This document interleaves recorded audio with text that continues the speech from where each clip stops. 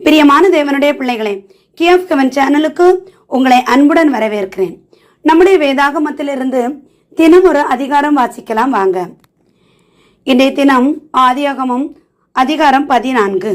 சினேயாரின் ராஜாவாகிய அம்ராபேலும் ஏலாசரின் ராஜாவாகிய அரியோகும் ஏலாமின் ராஜாவாகிய கெதர்லா கோமேரும் ஜாதிகளின் ராஜாவாகிய திதியாலும் இருந்த நாட்களில் அவர்கள் சோதோமின் ராஜாவாகிய பேராவோடும் கொமோராவின் ராஜாவாகிய பிர்சாவோடும் அத்மாவின் ராஜாவாகிய சினேயாவோடும் செபோயீமின் ராஜாவாகிய செமேபாரோடும் சோவார் என்னும் பேலாவின் ராஜாவோடும் யுத்தம் பண்ணினார்கள். இவர்கள் எல்லாரும் உப்பு கடலாகிய சித்தீம் பள்ளத்தாக்கிலே கூடினார்கள். இவர்கள் 12 வருஷம் கெதர்லா கோமேரை சேவித்து 13ஆம் வருஷத்திலே கலகம் பண்ணினார்கள்.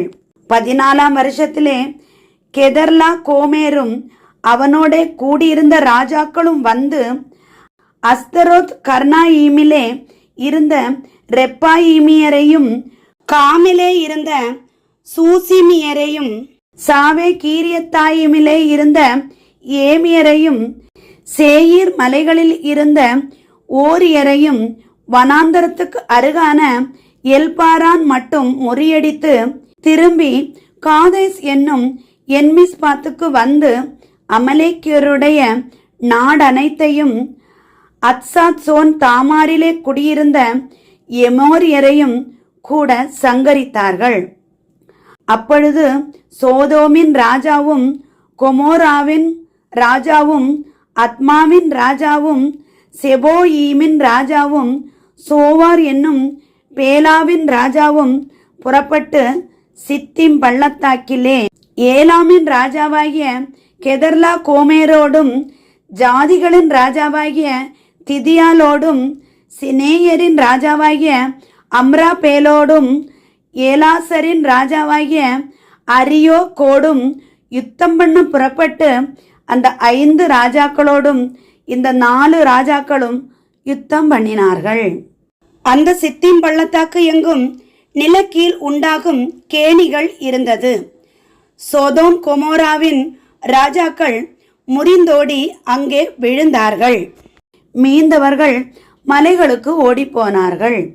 அப்பொழுது அவர்கள் சோதோமிலும் கொமோராவிலும் உள்ள பொருட்கள் எல்லாவற்றையும் போஜன பதார்த்தங்கள் எல்லாவற்றையும் எடுத்துக்கொண்டு போய்விட்டார்கள். ஆபிராமின் சகோதரனுடைய குமாரனாகிய லோத்து சோதோமிலே குடியிருந்தபடியால் அவனையும் அவன் பொருட்களையும் கொண்டு போய்விட்டார்கள். தப்பி ஓடிய ஒருவன் எபிரேயனாகிய ஆபிராமிடத்தில் வந்து அதை அறிவித்தான்.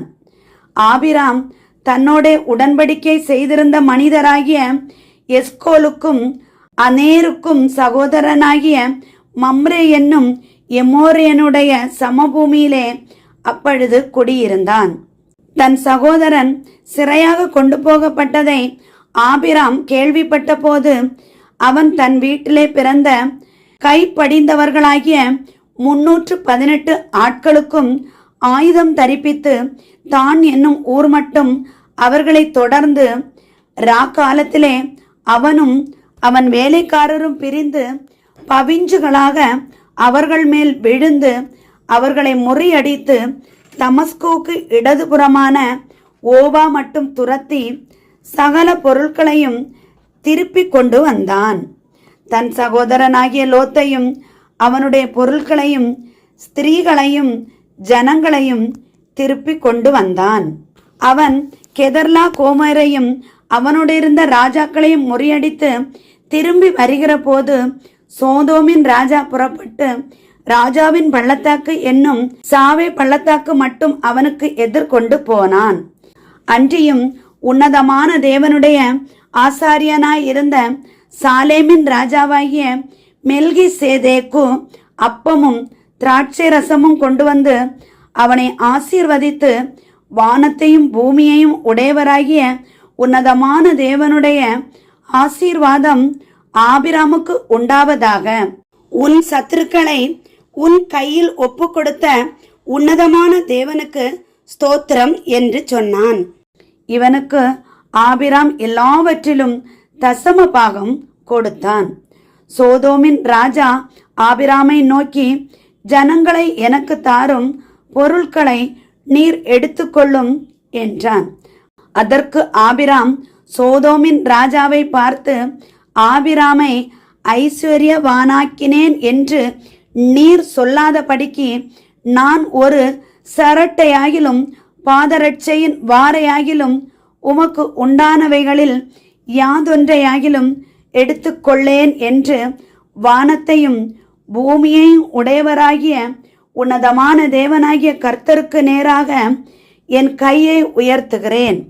வாலிபர் சாப்பிட்டது போக என்னுடனே வந்த ஆனேர், எஸ்கோல், மம்ரே என்னும் புருஷருடைய பங்கு மாத்திரமே வர வேண்டும்.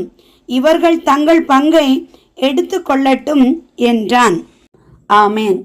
ஆதியாகமம் அதிகாரம் 14 மொத்தம் 24 வசனங்கள் உள்ளன. பிரியமான தேவனுடைய பிள்ளைகளே, தினம் ஒரு அதிகாரம் வாசிக்கிறது பிடித்திருந்தால் நீங்க நம்ம சேனலுக்கு சப்ஸ்கிரைப் பண்ணி ஃபாலோ பண்ணுங்க. ஆண்டவர் நாம் அனைவரையும் ஆசீர்வதித்து காப்பாராக. ஆமேன். என்றும் அன்புடன் லைலா ஜேசுபாலன்.